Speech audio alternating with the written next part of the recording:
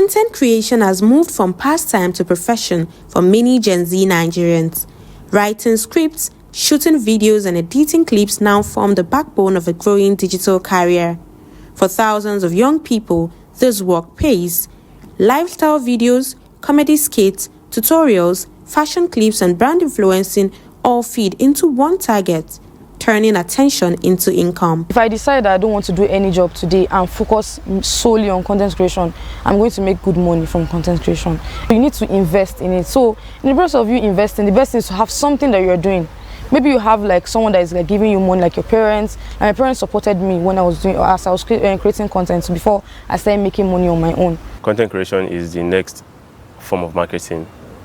If whatever you do, whether you're a CEO or you're just a laborer or something, you must have a personal brand, you must have an online presence, and the only way you can have online presence is by creating content. And you don't have to do comedy, you don't have to do anything. It could just be as simple as showing up and talking about your life. Powered by platforms like YouTube, TikTok, Instagram, and rising homegrown apps, creators rely on consistency and authenticity to grow loyal communities. You get paid from the platforms you use, and you also get paid from like brands, collab, and everything. So that's the major way, that's the major two ways you can earn as a content creator living in Nigeria.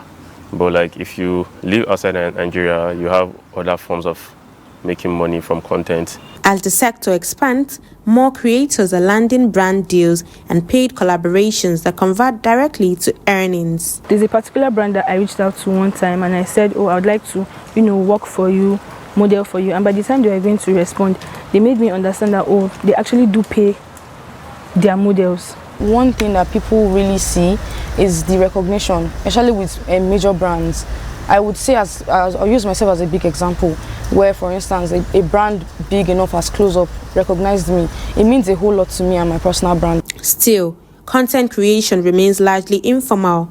Many creators work without structured support from government or industry, yet they continue to build their own space and push through barriers. While I was growing, I was doing videos that when I have to do with some brands, they were not paying, and that's because I was still growing and probably I was the one that reached out to them.